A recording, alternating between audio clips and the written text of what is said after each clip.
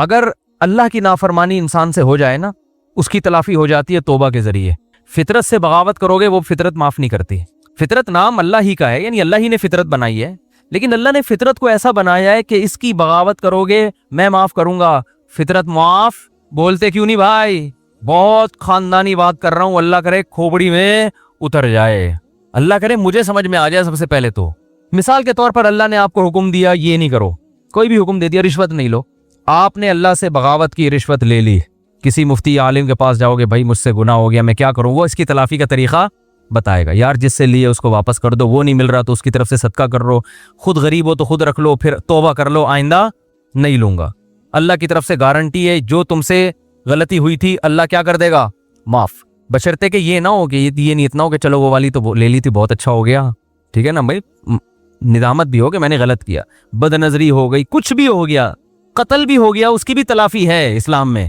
جان جان کر یہ سوچ کے قتل کرنا کہ میں توبہ کر لوں گا، یہ تو ٹھیک نہیں ہے، ایک مثال ہے، کسی سے ہو گیا بھی توبہ کا دروازہ کھلا ہے، اس کا بھی حل ہے۔ لیکن فطرت سے جب بغاوت کرتا ہے نا انسان، یہ دینداروں کی بات کر رہا ہوں، ایک بڑا معاشرے میں فالٹ آ گیا ہے، وہ فطرت سے بغاوت پہ اتر آتے ہیں۔ فطرت اور نیچر سے جب لڑو گے نا تو اللہ نے نیچر کو ایسا بنایا ہے کہ نیچر معاف بولتے کیوں نہیں بھائی؟ نہیں کرتی، وہ نہیں معاف کرتی۔ مثال کے طور پر آپ نے حرام کھا لیا، کیا کھا لیا آپ نے؟ چوری، کسی کے مرغی رکھی ہوئی تھی یا مرغی گھوم رہی تھی، چوری کر کے بسم اللہ اللہ اوپر پڑھ کے ذبح کیا، آپ نے کھا لی، حرام کھا لیا نا آپ نے۔ مرغی کھانا کیا ہے؟ حرام ہے نا، چوری کی مرغی ویسے تو حلال ہے، حرام کھا لیا، اس کی تلافی ہو جائے گی، ٹھیک ہے نا۔ اللہ نہ کرے خنزیر کھا لیا کسی نے، اس کی تلافی ہو جائے گی، بھئی توبہ استغفار کرو، اب کھا لیا تو آئندہ نہ کھاؤ، گڑ گڑاؤ، جتنا بڑا گناہ ہوگا اتنا زیادہ گڑ گڑاؤ۔ لیکن آپ نے زہر پی لیا، یہ جو زہر آپ نے پیا ہے نا، اور پیا بھی جان کے نہیں ہے، آپ سمجھے کہ اس بوتل میں زمزم رکھا ہوا ہے، حالانکہ کیا رکھا ہوا تھا؟ زہر۔ پہلا گناہ جان کر کیا، توبہ سے تلافی ہوگی، دوسرا گناہ بھی نہیں ہے، کیا بھی بھولے سے، غلطی سے، لیکن وہ زہر ہے، اس کی تلافی نہیں ہوگی، کیونکہ اللہ کی نافرمانی نہیں ہے، یہ کس کی بغاوت ہو رہی ہے؟ فطرت کی۔ فطرت تو یہ بھی نہیں دیکھتی کہ تو جان کے غلط کر رہا ہے یا غلطی سے غلط کر رہا ہے۔ آپ جب زہر آنتوں میں اترے گا، جتنی مرضی توبہ کر لو، اے اللہ آئندہ میں جب بھی بوتل کا ڈھکن کھولوں گا 100 دفعہ سونگوں گا، پہلے کسی کو ٹیسٹ کراؤں گا، اس کے بعد میں پیوں گا، اس دفعہ معاف کر دے، میری آنتیں نہ گلیں، اس دفعہ معاف کر دے، آئندہ نہیں کروں گا۔ لاکھوں میں کروڑوں میں کوئی ایک معجزہ ہو جائے تو ایک الگ بات ہے، لیکن اللہ کا قانون یہ ہے کہ بھائی معاف تو میں نے کر دیا، تو نے بے احتیاطی کی، لیکن جو زہر ہے نا وہ معاف نہیں کرے گا، وہ تیری آنتوں کو گلائے گا اور تو مرے گا۔ نہیں آ رہی میرا خیال ہے بات سمجھ میں؟ بہت مشکل ہے۔ دیندار آدمی پتہ ہے کیا کرتا ہے؟ جو فطرت نے اصول، قدرت اللہ نے اصول، فطرت بھی اللہ نے بنائی، زہر میں اللہ نے خاصیت رکھی نا کہ آنتوں کو گلائے گا، آگ میں جلانے کی خاصیت کس نے رکھی ہے؟ اللہ نے۔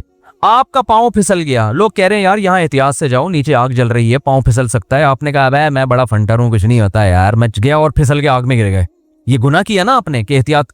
اب آگ میں جیسے ہی گرے آپ نے اللہ سے معافی مانگی، اللہ مجھے معاف کر دے، میں نے بے احتیاطی کی، بے احتیاطی بھی ایک جرم ہے، اللہ فوراً کیا کر دے گا؟ معاف، کہ بھئی میرا بندہ توبہ کر رہا ہے، معاف، اللہ مجھے معاف کر کے آگ سے نکال لے اب، کیونکہ میں غلطی سے گرا ہوں، تو معاف۔ اللہ کیا کہے گا؟ ونس اپون اے ٹائم، ایک دفعہ ایسا ہوا تھا، ابراہیم آگ میں گئے تھے، میں نے بچا لیا تھا، بس یہ ابراہیم کے ساتھ ایسا ہوا، اور ہو سکتا ہے 2-4 اور ایسے واقعات ہو گئے ہوں۔ قانون یہ ہے کہ آپ کا گناہ تو میں نے معاف کر دیا، مگر جس غلطی کی وجہ سے آپ آگ میں سلپ ہوئے ہو، آگ کو میں نے پرمیشن نہیں دی کہ وہ تجھے معاف کر دے، اس کا کام ہے جلانا، وہ جلا کے چھوڑے گی۔ بات آ رہی ہے سمجھ میں؟ آج ہمارے ہاں بہت سے مسلمان اللہ کی تو نافرمانی کر ہی رہے ہیں، لیکن ساتھ ساتھ فطرت سے بھی لڑ رہے ہیں۔ دیکھو انگریز کوشش کرتا ہے نیچر سے نہ لڑے، کیا مطلب؟ کامیابی کے جو دنیاوی اسباب ہے نا وہ اختیار کرتا ہے، وہ تبھی کامیابی جو دنیا کے لحاظ سے جس کو وہ کامیابی سمجھتے ہیں وہ کامیاب ہوتے چلے جا رہے ہیں، کیونکہ اللہ کا قانون ہے کہ بھئی کوئی کافر بھی اگر اسباب اختیار کرے گا نا، جس چیز کا جو سبب میں نے رکھا ہے۔ دیکھو اس کی ایک مثال دیتا ہوں، آپ بے احتیاطی کر رہے ہو، آپ بھی آگ میں گر گئے اور کافر بھی گر گیا بے احتیاطی سے، تو آگ یہ نہیں دیکھے گی کہ یہ چونکہ کلمہ پڑھنے والا ہے اس کو بچا لو، وہ کافر ہے اس کو کیا کر دو؟ جلا لو، یہ آگ یہ نہیں دیکھے گی۔ اسی طرح آپ مسلمان تھے، آپ نے بے احتیاطی کی اور کافر نے اس راستے کو اختیار نہیں کیا، تو اب آگ یہ نہیں دیکھے گی کہ وہ کافر ہے تو احتیاط کر رہا ہے پھر بھی جلاؤ اس کو، نہ نہ نہ نہ، بلکہ آگ اس تک نہیں پہنچے گی، آگ وہ بچ جائے گا۔ دنیا کی آگ کی بات کر رہا ہوں۔ تو دنیا میں اللہ تعالیٰ نے کامیابی اور ناکامی کو کس کے ساتھ جوڑ دیا ہے؟ اسباب کے ساتھ۔ جو जिस चीज का सबब है ना, वहां तक पहुंचने के लिए वो सबब आपको इख्तियार करना पड़ेगा। उस सबब को इख्तियार किए बगैर वजीफे, दुआएं और आशीर्वाद ले लेना किसी से, जाके सर पे हाथ फेर देंगे हजरत जी तो मेरी शादी हो जाएगी, नहीं होगी शादी आपकी। क्योंकि सबसे बड़ा मसला आजकल यही बना हुआ है ना, तो इसलिए मिसाल जहन में आ जाती है। आज एक साहब आए मेरे पास मिलने के लिए, मुफ्ती साहब मैं 40 साल का हो गया, मेरी शादी नहीं हो रही। मैंने कहा क्यों नहीं हो रही? कह रहे हैं यार मैं पता नहीं, मेरा माइंड ही इसके लिए तैयार नहीं होता, तो मेरे लिए दुआ कर दें कि मेरी शादी हो जाए। मैंने कहा तू कर ही नहीं रही, कर ही नहीं रहा, तो मैं ये दुआ कर देता हूँ आपका माइंड बन जाए। तो मैंने कहा बनाने की कोशिश करोगे तो बनेगा ना। तो बहुत बड़ा मसला हमारे साथ ये है कि सेहत के मामले में भी, पढ़ाई के मामले में भी, और बिजनेस के मामलात में भी, दीन के मामलात में भी। दीन में भी तो ये है ना कि जन्नत के असबाब इख्तियार करोगे तो कहाँ जाओगे? जन्नत में। तो उसमें भी जन्नत के असबाब भी इख्तियार करने के लिए तैयार बोलो नहीं है। जन्नत के असबाब है गुनाह छोड़ो, गुनाह नहीं छोड़ते। और पता नहीं ईरान तुरान क्या कुछ कर लेंगे, वजीफे पढ़ लेंगे, 5 लाख दफा आयतल करीमा पढ़ ली, फलाने पढ़ ली, ये कर लिया, वो कर लिया, और फला को खाना खिला दिया। भाई जन्नत में जाने का सबसे पहला सबब क्या है? कि जिस चीज को अल्लाह ने हराम कह दिया उससे आपको बचना है, गुनाह छोड़ना जरूरी है। अपने अकीदे को, तौहीद के बगैर जन्नत में नहीं जा सकते, कितने अच्छे बन जाओ, शिर्क पर अगर है। देखो जैसे दुनिया का के असबाब होते हैं ना, कि जब तक मेहनत नहीं करोगे, सेहत की कोशिश नहीं करोगे तो सेहत बनती नहीं है। ये थोड़ी कि अटरम पटरम जो मर्जी खाते रहो और आप फिर भी सेहतमंद, ऐसा नहीं होता। ये जो लोग कहते हैं ना फला सब कुछ खा जाता है फिर भी ठीक है, ऐसा नहीं है। एक वक्त उसको भी ब्रेक लगानी पड़ती है, उसको रोकना पड़ता है अपने आप को। और जो फिर भी कुछ नहीं हो रहा है, इसका मतलब एक ही दफा में होने वाला है, इसको एक ही दफा में फट जाएगा बैठा बैठा। क्योंकि जो कुछ होता रहे ना तो इंसान फिर भी थोड़ा सा एहतियात से चलता है। इसका मतलब एक ही दफा में इसका कुछ होने वाला है, टाइट तरीके से धमाके के साथ फटेगा। ग्रेनेड एक ही दफा फटता है और कलाशनकोव से गोलियां मुसलसल चलती रहती हैं, ठीक है ना।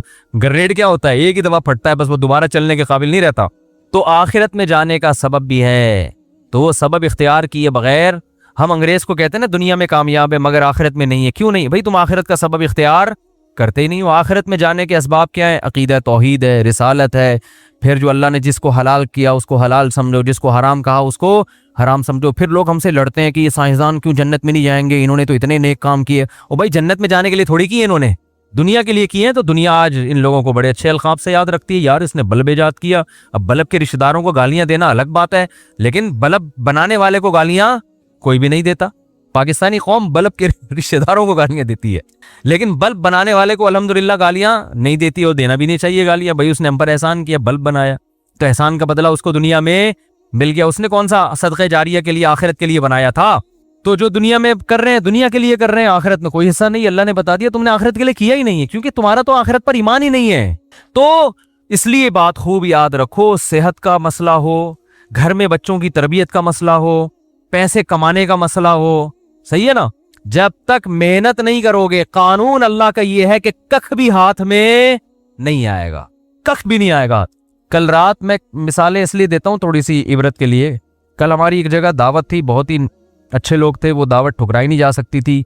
खाना खाया हमने 11 बजे रात, और वो इन्होंने इतना कुछ बनाया हुआ था, वो भी बाकायदा ऑर्डर पे खाया हमने। अभी मैं क्या, बस वो सुन भी रहे होंगे ना भैया, खाया। अब 11 बजे जब आप खा के सोगे तो आपकी सेहत ठीक हो सकती है?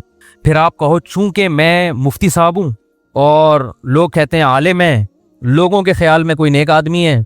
असल तो अल्लाह ही जानता है कौन नेक है, कौन बुजुर्ग है, कौन आलिम है, लेकिन लोगों का एक अच्छा गुमान अगर फर्ज कर लें तो चूंकि हमने 11 बजे कोफ्ते खाए हैं, कोफ्ते बनाए हुए थे बड़े खानदानी किस्म के, फोड़ दिए हमने, तबीयत से फोड़े। अच्छा वो तो मैं उनसे कह रहा था कि मौलाना तारिक जमील साहब तो रात को खाना खाते ही नहीं है ना, रात को खाना हजरत मौलाना तारिक जमील साहब नहीं खाते, वो इतने 2-4 वाले बस जितना भी रखा वो नहीं खाते, सेहत का ख्याल करते हैं। तो मैंने कहा यार इतना तप्पड़ मुझ में नहीं है, इतना अच्छा खाना रखा हुआ है और मैं खाऊं नहीं। तो वो कहने लगे, मैंने कहा हमने उसका एक ऑल्टरनेट तलाश किया हुआ है, खाएंगे तबीयत से। तो हमने फोड़ा, अब जब फोड़ा है तो जाहिर है उस फोड़े हुए को निकालना भी तो है ना कहीं, तो उसका हल फिर हम, मेरे साथ एक हमारे दोस्त थे वो काफी वजनी है, मैंने कहा बेटा अब मैं तो नहीं सो सकता ऐसे, मैं तो नहीं सो सकता, ये तो खुदकुशी है। तो मैंने कहा जब तक ये जितनी कैलोरीज जमा हुई है ना ये बर्न नहीं होंगी ना मैं नहीं सोऊंगा। उन्होंने कहा कैसे बर्न करना? मैंने कहा पैदल निकलो। तो हम फिर निकल लिए पैदल, ठीक ठाक वॉक की। फिर हमारे एक दोस्त का जिम है, यहाँ चला गया। फिर वो जो मशीन होती है ना भागने वाली, उस पर भागा। मैंने देखा मैंने उससे पूछा यार आधा किलो कढ़ाई में कितनी कैलोरीज, मैंने आधा किलो कढ़ाई नहीं खाई लेकिन उससे वैसे ही पूछा है کتنی کیلوریز ہوتی ہیں؟ اس نے کہا کہ پتہ نہیں 100 ہوتی ہیں. تو میں نے کہا جب تک 100 یہاں وہ مشین میں لکھا ہوا تھا نا، اتنا اس پہ میں چلا ہوں اور تیز تیز واک کی ہے کہ جب وہ آئے نا کہ 100 کیلوریز آپ کی برن ہو گئی ہیں، پھر ہم مشین سے اترے. ہم نے کہا اب ہمارے لیے سونا کیا ہو گیا ہے؟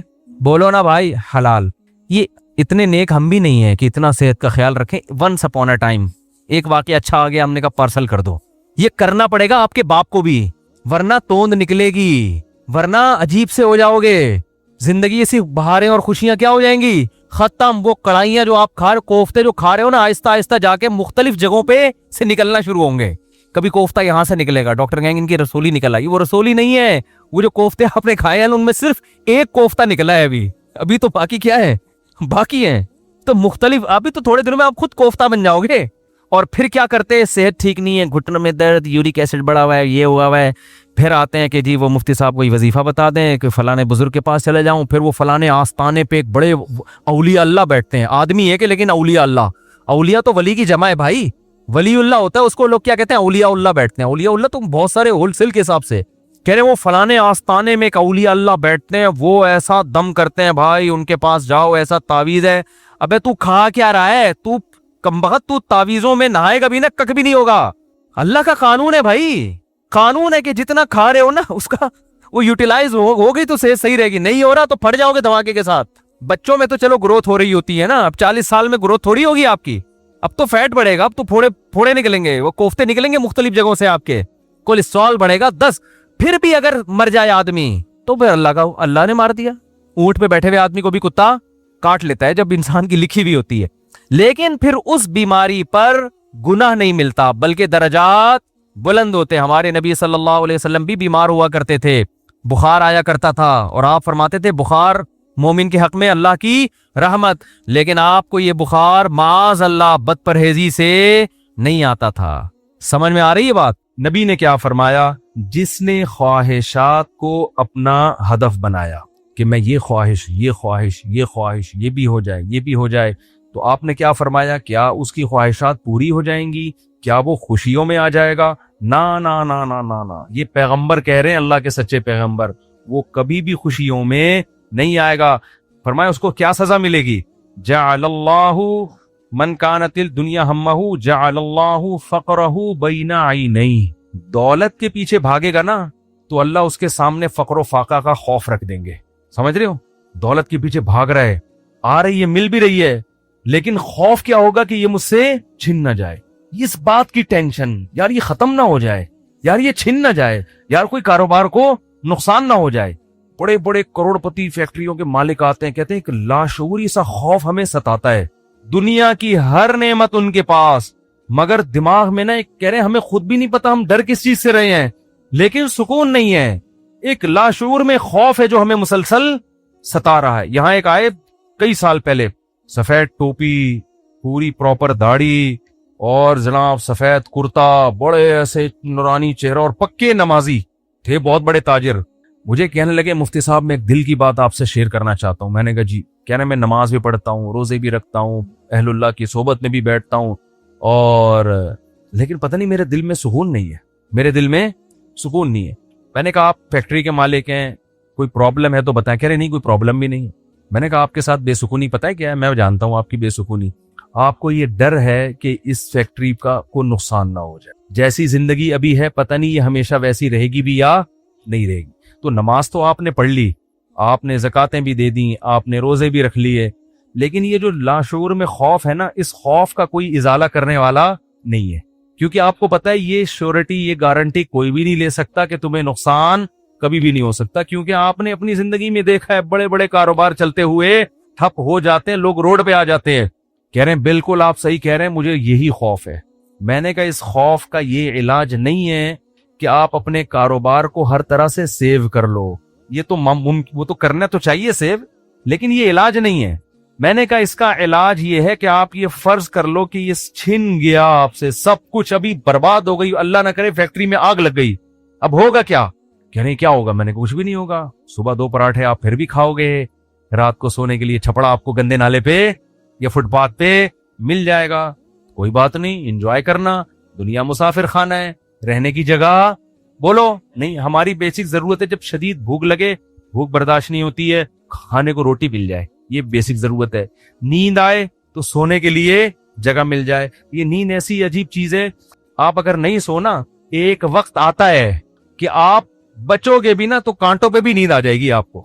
اب جیسے میرے ساتھ ہوتا ہے نا, نیند نہیں ہو رہی, ایک وقت جب بہت زیادہ جمع ہو جاتی ہے, پھر ہم نہیں بھی سونا چاہ رہے ہوتے ہیں, سو رہے ہوتے ہیں. میں ایک دفعہ سفر میں آ رہا تھا, بڑا لمبا بس کا سفر تھا, سونے کا ٹائم ہی نہیں ملا. تو جب ہم سکھر تک پہنچے نا, تو پرانی بات ہے 20-25 سال پرانی, تو میں ایسا سویا ہوں, کبھی اس کے اوپر جا کے دھڑام سے گر رہا ہوں, وہ اٹھا رہا ہے, بھائی کیا کر رہے ہیں مولوی صاحب. پھر جب ادھر پکڑ دو, دھڑام سے اس کے اوپر گرا, وہ کہہ رہا ہے مولوی صاحب تمیز سے بیٹھو یار. پھر ادھر میں جاگنے کی کوشش کر رہا ہوں, لیکن یہ اللہ کی رحمت ہے کہ جو چیز ضروری تھی وہ اللہ نے آپ کے اوپر مسلط کر دی. تو میں نے کہا نیند کا بھی کوئی ٹینشن لینے کی ضرورت نہیں ہے, سونے کی کہیں بھی جگہ نہ ہوئی نا آپ کو. اور جب گہری نیند آتی ہے نا, انسان پہ مسلط ہوتی ہے, بے شک نرم گدا نہ بھی ہو, سونے کا مزہ خاندانی آتا ہے. آدمی کہتا ہے کہیں سر ٹکانے کی, کوئی بندے سے کہتا ہے تو خالی ہاتھ یوں رکھ کے کھڑا ہو جا تھوڑی دیر کے لیے, کہیں سر ٹکانے کی ذرا سی جگہ مل جائے, ایسا مزہ آتا ہے سونے میں. وہ جو سبزی والا جو میرے پیسے لے کے بھاگا تھا نا, وہ ٹھیلے پہ سوتا تھا رات کو, وہ رات کو ٹھیلے پہ سوتا تھا. اس کو سکون تھا نا, اس کی سکون نہیں تھا اصل میں, وہ تھک اتنا جاتا تھا نا فراڈ کر کر کے ادھر سے پیسے, تو رات کو آ کے اب اس کو جگہ نہیں ملی, تو میں نے کئی دفعہ دیکھا ٹھیلے پہ سو رہا ہے. وہ مزدور لوگوں کو دیکھ لو نا آپ, جہاں جگہ ملے سو جاتے ہیں وہ. تو میں نے ان سے کہا کہ ٹینشن لینے کا نہیں ہے, آپ کی بیسک ضرورت نیند ہے, وہ آ جائے گی, کہیں بھی آ جائے گی, بیٹھے بیٹھے سو جاؤ گے. اور کھانے کی ضرورت, اتنا رزق اللہ انشاءاللہ آپ کو دے دے گا. اور شدید بھوک میں تو میرے بھائی دال میں بھی وہ مزہ آتا ہے جو ایک مالدار کو قورمے بریانی میں آتا. شدید بھوک لگ رہی ہو نا, دال کھانے کا اپنا مزہ. میں نے کہا دال مل جائے گی. پھر کہنے لگے بیوی بچوں کا کیا ہوگا, جب اتنی غربت ہوگی, خطرہ ہوگا تو بھاگ جائیں گے. میں نے کہا جو خود سے بھاگے اسے بھاگنے دو, ٹھیک ہے نا, جو خود سے بھاگے اسے کوئی ٹینشن. مسافر خانہ ہے نا بھائی, نیک بیوی تو وہ ہوتی ہے جو آپ کی شریک حیات ہے. جب دولت تھی اس وقت بھی ساتھ, جب غربت تھی اس وقت بھی ساتھ. تو اگر غربت میں وہ بھاگ گئی, بولو اے اللہ اچھا ہوا تو نے زندگی میں ہی جان چھڑا. کیا خیال ہے. اور میں نے کہا جب دوبارہ پیسہ آئے تو پھر اس کو لے کے نہ ہو, بولو اب وہیں رہو. اب کیا کرنا ہے, وہیں رہو. غیرت مند آدمی تھوڑی ایسی چیزیں پالتا ہے. لیکن تو میں نے کہا بھاگتا بھاگتا کوئی ہے نہیں آج کل, لیکن اگر بھاگ گئی ٹینشن نہیں, مسافر خانہ ہے, ویسے بھی مر جاتے تو قبر میں دفنا کے آ جاتی وہ. تو کوئی ٹینشن نہ لو میرے بھائی, کسی چیز کی ٹینشن لینے کا بالکل بھی نہیں ہے. ہم مسافر خانہ ہے, ہماری فیکٹریوں کو اللہ نہ کرے آگ نہ بھی لگے تو بھی تو مرنا ہے نا. ارے فیکٹری تم نہیں مرے, فیکٹری مر گئی, یہ زیادہ اچھا ہے. اس سے بہتر کہ تم مر جاتے اور فیکٹری بچ جاتی. کوئی فرشتہ آئے اور کہے اللہ نے مجھے حکم دیا ہے اس کی فیکٹری کو آگ لگوا دو, لیکن اس کو آپشن دے دو کہ تو مرے تیری فیکٹری کو مار دیں. آدمی کہتا ہے بھائی مزدوروں سمیت مار دے اس پوری فیکٹری, مجھے بچا لو. یہی ہوگا نا, مجھے بچا لو. تو ان کو تھوڑا سکون ہے. میں نے کہا آپ کا مسئلہ یہ ہے کہ آپ نماز پڑھتے ہیں, علماء کے پاس بھی بیٹھتے ہیں, مگر آپ نے دل میں دنیا کی محبت کے کٹر ابل رہے ہیں آپ کے. ہمارے حضرت فرمایا کرتے تھے بہت سے لوگ ایسے ہیں, بڑی بڑی داڑیاں, تہجد گزار, اور جناب بڑے ہر بات پہ درود شریف, لیکن دل میں دنیا کی محبت کے گٹر پالے ہوئے ابل رہے ہیں. یہ ایسے جیسے اللہ کی محبت کے چشمے ابلتے ہیں نا, تو دنیا کی محبت کے چشمے نہیں ابلتے, گندگی کے گٹر ہیں جو ابلتے ہیں. تو کہتے ہیں ان کے دل میں گندگی نہیں ہے, گندگی کے دنیا کی محبت کی جو ایک گٹر ہے نا, گٹر, وہ گٹر ابل رہے ہیں. جس کو یہ مثال سمجھ میں نہ آتی ہو, بارشوں میں ہماری گلی کو آگے دیکھ لیا کرے گٹر کیسے ابلتے ہیں, تو وہ پتہ چل جائے گا کہ یہ ہے جو گند نکلا ہوا. اس گند کو نکالو. کیا کہا پیغمبر نے, ہود علیہ السلام نے اپنی قوم سے, صالح علیہ السلام نے اپنی قوم سے, تتخذون مصانع لعلکم تخلدون, اے میری قوم تم گھر اتنے مضبوط بناتے ہو جیسے تم نے ہمیشہ رہنا ہے, اتنا پیسہ ان دیواروں میں کیوں پھونک رہے ہو؟ حالانکہ وہ حلال پیسوں سے گھر بنا رہے تھے بھائی, حرام سے تھوڑی بنا رہے تھے, حرام سے نہیں بنا رہے. پھر بھی پیغمبر اعتراض کر رہے ہیں کہ موت کو بھول گئے ہو تم, اتنا سریا بنیادوں میں ڈالا جا رہا ہے. لوگ بتا رہے تھے ہم نے یہ سریا ڈالا. میں کہتا ہوں اپنی ہڈیوں میں تو کیلشیم ہے نہیں تمہارے, پہلے اپنی ہڈیوں میں سریا ڈالو بھائی. ہڈیاں بوسیدہ ہو رہی ہیں, کھوکھلی ہو رہی ہیں, اور مکان کی مضبوطی پہ انسان فخر کر رہا ہے. تو نکالو اس گٹر کو, ایسے جھٹک دو. ہمارے حضرت ایک ذکر بتایا کرتے تھے کہ رات کو نا تنہائی میں بیٹھ کے یہ ذکر کیا کریں. یہ ذکر حدیث سے ثابت نہیں ہے, صرف ٹریننگ کے لیے ہے, ٹریننگ کے لیے, اپنی اصلاح کے لیے. اس لیے اس کو سنت سمجھنا جائز نہیں ہے. وہ ذکر کرواتے تھے, بہت سے اکابر کرواتے ہیں یہ کہ لا الہ الا اللہ. لا الہ میں کیا کرنا ہے, گردن یہاں لے کے جانی ہے. لا الہ کوئی معبود نہیں, یہ تصور کر رہے ہیں دل سے اللہ کے علاوہ سب چیزیں نکل رہی ہیں, نکال کے باہر پھینک رہا ہوں. اس تصور کا نا بڑا اثر پڑتا ہے دل کے اوپر. لا الہ سب نکال کے بحریہ ٹاؤن نکالو سب سے پہلے اس میں سے. ہاں بحریہ, آپ کو نہیں پتا بحریہ ٹاؤن کا, آپ باہر سے آئے نا. ہمارے ہاں وہ کامیاب ہے جو بحریہ ٹاؤن ہے, اور وہ ناکام ہے جو بحریہ ٹاؤن نہیں ہے. تو ہمارے ہاں جنت الفردوس میں ریاض ملک ہے جس کا بحریہ ٹاؤن. یہ جنت جو دنیا میں باتیں کرتے ہیں لوگ اب اس کو نہیں مانتے, کہتے ہیں بھائی تیرے پلاٹ کتنے ہیں. تو لا الہ کا مطلب نکالو دل سے, کوئی نہیں ہے. جو گند بھرا ہوا ہے نا, دکان, پلاٹ, جائیدادیں, جاگیریں, جدھر دل اٹکا ہوا ہے, میرا بزنس, میرا کاروبار, میرا پلاٹ, میرا یہ سب میرا میرا کر کے, جو میری گاڑی, یہ سب فضول چیزوں کو لا الہ میں تصور کر کے نکلو. حالانکہ اس وقت ہمارے پاس دھیلا بھی نہیں تھا ہم تو خود طالب علم تھے, لیکن کہتے تھے نکالو دل سے. رات کو 100 دفعہ نا یہ ذکر کرواتے تھے, لا الہ, سب نکال دیا, الا اللہ. پھر الا اللہ میں چوٹ مارتے تھے دل پہ. الا اللہ صرف کون ہے؟ اللہ ہے. تو الا کل ما خل اللہ باطل, حدیث میں آتے اللہ کے علاوہ سب باطل ہے. اس کا ہم آج کی زبان میں ترجمہ کریں گے, اللہ کے علاوہ سب بکواس ہے. سب کیا ہے؟ بکواس. اگر سب بکواس نہ ہوتا تو موسیٰ کلیم اللہ کو اللہ دنیا دیتا نا, اور فرعون کو غریب رکھتا کہ موسیٰ تو میرے ہیں تو ان کو دنیا بہت دوں گا, اور فرعون میرا دشمن ہے, اس کو کھانے پینے کے لیے روٹی, اس کی فیکٹریوں میں آگ لگاؤں گا. کیا کراؤں گا؟ فیکٹریاں تو فرعون کی چل رہی تھی, اس کے محلات کے نیچے نہریں بہ رہی تھیں, اور موسیٰ کلیم اللہ کو فرعون غربت کے تانے دیتا تھا. ان کے پاس تو کچھ بھی نہیں ہے, شادی کرنے کے لیے تو 10 سال بکریاں چرائی ہیں انہوں نے. آپ شادی کرتے ہیں نا, اصل میں کیسے بھائی اتنے اچھے خاندان میں شادی ہوئی, آپ بتاتے ہیں یار ایکچولی میرا بزنس, اور وہ انہوں نے ایسا میرا اسٹیٹس دیکھا کہ خود ہی دے دی انہوں نے. اور غریب آدمی, ابے تجھے کیسے مل گئی؟ تو کیا کہہ رہا تھا یار, کسی کا رکشہ ادھار لے کے گیا تھا میں بتانے کے لیے. وہ بیچارہ فخر کر سکتا ہے. تو فرعون یہ تانے دیتا موسیٰ علیہ السلام کو کہ ام انا خیر من ھذا الذی ھوا مہین, میرے پاس دولت یہ غریب.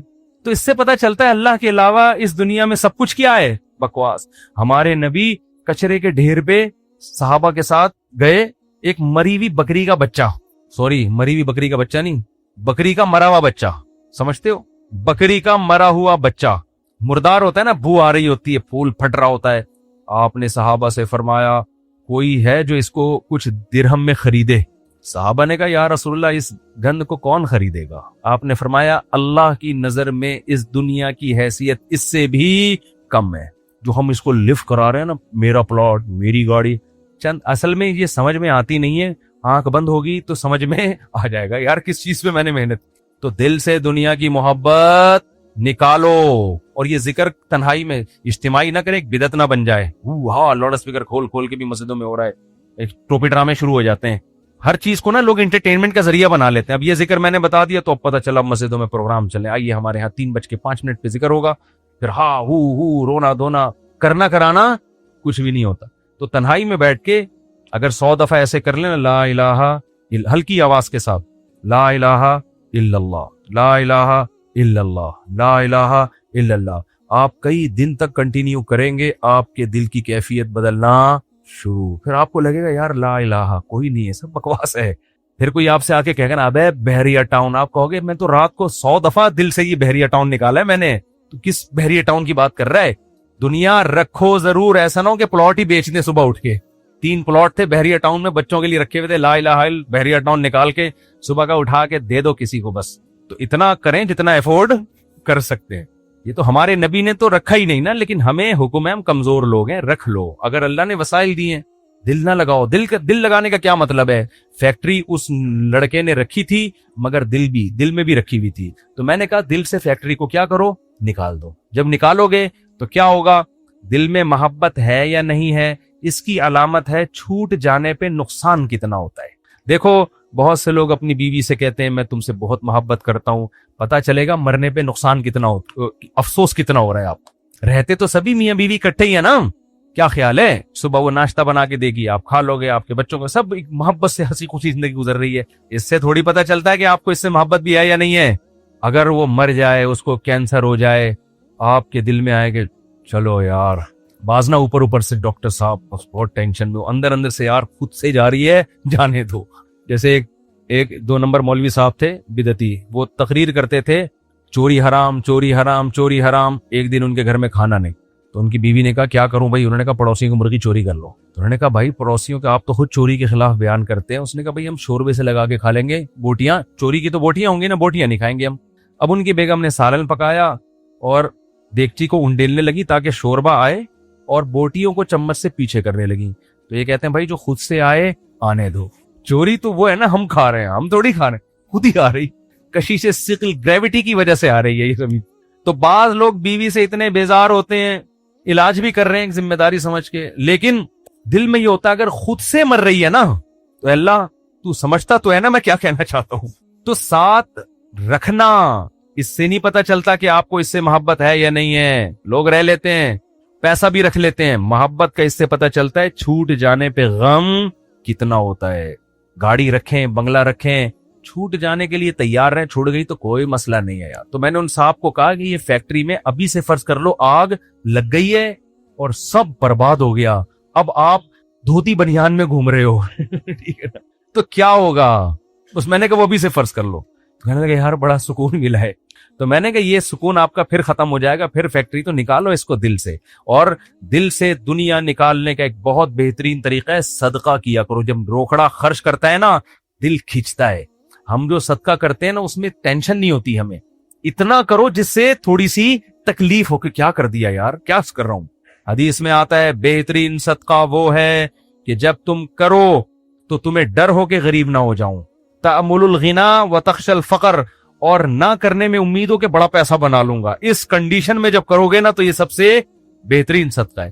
تو صدقہ کیا کرو، دے دیا کرو یار۔ یہ ہمارے حضرت فرماتے تھے ایک آدمی دکان سے اتنی محبت ہو گئی اس کو، ایک دن اس نے کہا کہ مجھے اتنا دکان میں دل اٹک گیا، ایک دن میں دکان بند کر کے بیٹھ گیا۔ میں نے کہا باڑ میں جائے، اپنی اصلاح کے لیے نا کوئی بات نہیں، نقصان کرو یار اپنا، ہر وقت دکان دکان دکان، ایسی کی تیسی تالا لگا کے گھر بیٹھ گیا کہ جب نارمل کنڈیشن میں ہوں گا پھر آؤں گا۔ جیسے کسی کو عشق ہو جائے نا کسی سے، اب مل تو رہی نہیں ہے وہ، تو عشق میں وہ پاگل ہونا شروع ہوتا ہے۔ تو بے وقوف لوگ کیا کرتے ہیں، ہر وقت اس کی یاد دماغ میں، ہر وقت اس کو دیکھ رہے ہیں، اس کی تصویریں دیکھ رہے ہیں، پرانے میسج پڑھ رہے ہیں، سوچ رہے ہیں۔ بے وقوف یہ کرتے ہیں۔ عقل مند کیا کرتا ہے، لعنت بھیجو یار صحیح ہے نا، نمبر ہی بلاک کر دو ایسی کی تیسی۔ اور جب یہ کیفیات ختم ہو جائیں گی پھر دیکھوں گا شادی ہو گئی نہیں ہوگی، دوبارہ ٹرائی کر کے کوشش کروں گا۔ پاکستانی چھوڑتا تو ہے نہیں، کہتے پھر ایک سال بعد دوبارہ ٹرائی کریں گے ہم۔ تو عقل مندی کا تقاضا ہے۔ تو جلدی سے بس حدیث مکمل کر دوں۔ نبی نے فرمایا جس نے خواہشات کو ہدف بنا لیا تو اللہ فقر و فاقہ اس کے سامنے لا کے کھڑا کر دیں گے۔ کروڑ پتی ہوگا مگر آگے فقر و فاقہ اس کو ڈرا رہا ہوگا، بھائی میں حملہ کر دوں گا، میں تجھے کھا جاؤں گا۔ اس خوف کی وجہ سے لائف کو انجوائے نہیں کرے گا۔ جعل اللہ فقرہ بین عینیہ وفرق علیہ شملہ، دوسری سزا دنیا میں اس کو یہ ملے گی کہ اس کی فکروں کو بکھیر دیں گے اللہ تعالیٰ۔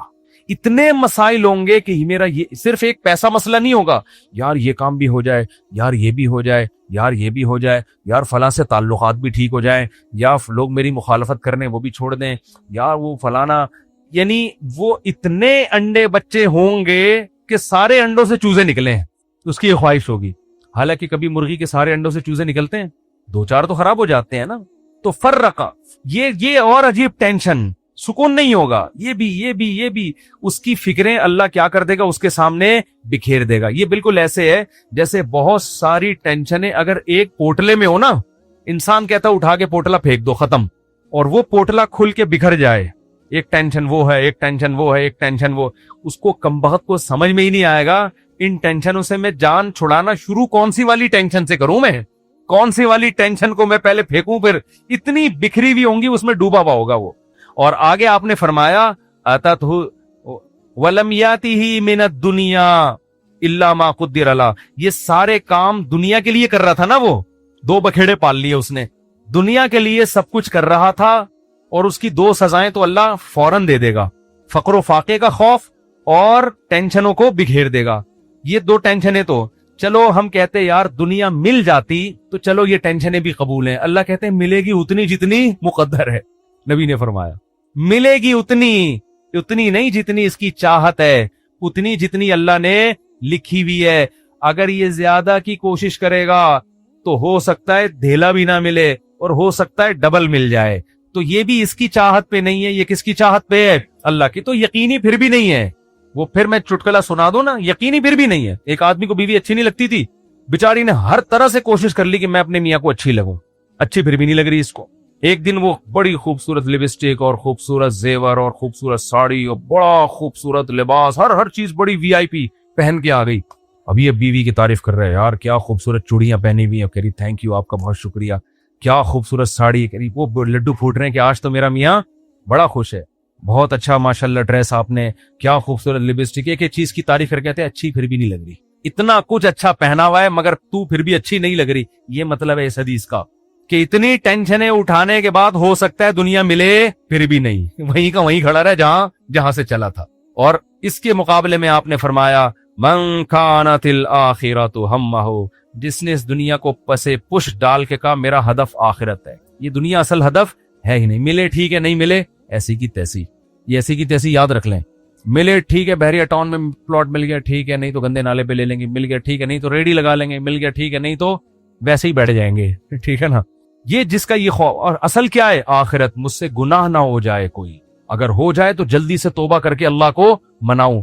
आपने फरमाया जिसने आखिरत को हदफ बना लिया, जन्नत तो बाद में मिलेगी, कुछ इनामात दुनिया में मिलना शुरू हो जाएंगे। पहला इनाम जअलल्लाहु शमलहु जमअलहु मन कानतिल आखिरतु हम्महु जअलल्लाहु गिनाहु फी क़ल्बी, उसको फक्र फाका का खौफ था ना, फरमाया इसके दिल में अल्लाह गिना, इसके दिल को मालदार बना देगा। इसको ऐसा लगेगा यार जितनी मेरी जरूरत नहीं है अल्लाह ने रिस्क की बाल्टियां मेरे ऊपर उंडेल दी हैं।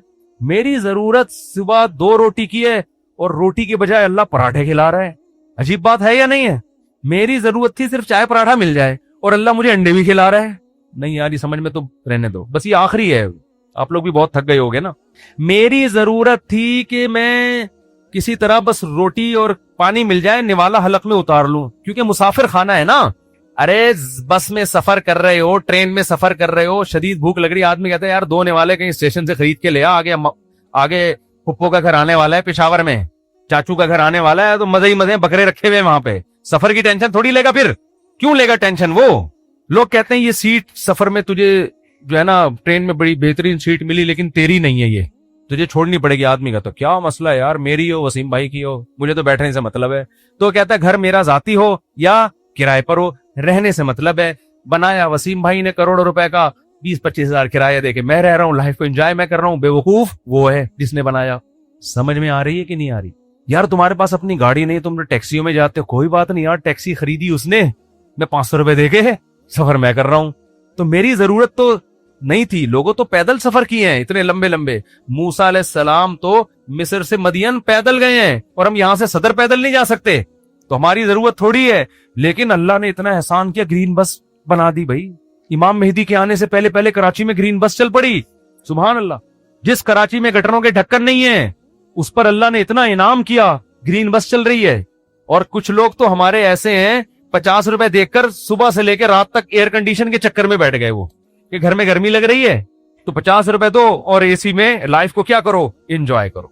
ऐसे भी लोग हैं, वो सुना है, फिर उन्होंने कोई कानून चेंज किया। शुरू में ऐसा आया था कि 50 रुपए तो बैठे रहो, कोई नहीं पूछेगा, तो लोग सुबह फजर के बाद जाके बैठ गए, खाना वाना लेके रात को उतर के घर आ गए। उन्होंने कहा सारा दिन आज ठंडक में हमने गुजारा है, ठीक है ना। तो नबी ने फरमाया जअलल्लाहु गिनाहु फी क़ल्बी, अल्लाह उसके दिल में गिना। तभी तो मैंने बाज गरीबों को बड़ी पुरसुकून लाइफ में देखा है। एक गरीब के 10-15 बच्चे थे, मियाँ बीवी और फिर माँ बाप भी उसी के साथ, और वो मौसम्बियां बेचता था ठेले पे। मैंने कहा यार कैसे इस मौसम्बी में खिला लेते हो सबको? कह रहे यार अल्लाह का दिया बड़ा फजल है, सुबह खाना भी पकता है, आटा भी, दोपहर का खाना भी, रात का खाना भी, इसी में खाते हैं, रात को सोते हैं, अल्लाह का फजल है, किराया भी निकल आता है घर का। मैंने कहा ये देखो, एक वो फैक्ट्री वाला है जो कह रहे हैं लाशूर में क्या है, मुझे खौफ है, खौफ। क्यों? जब आखिरत असल बना ली तो फिर इंसान को जितना मिलेगा उससे वो समझता है मुझे मेरी मुसाफिर को इतने की जरूरत नहीं होती। ऐ अल्लाह तू मुझे मेरी जरूरत से बहुत ज्यादा दे रहा है, मुझे जरूरत इतने की नहीं है, समझते हो? बल्कि अगर गाड़ी नहीं भी होगी कहेगा अल्लाह तूने पांव से माजूर लोग पैदा किए हैं, मेरी दोनों टांगे सलामत हैं जो कांप भी नहीं रही हैं। बाज लोगों की टांगे कांप रही है ना, तो मेरी दोनों टांगे सलामत हैं, ये बड़ी फजीलत की बात है। तो हर चीज पे क्या रहेगा वो खुश।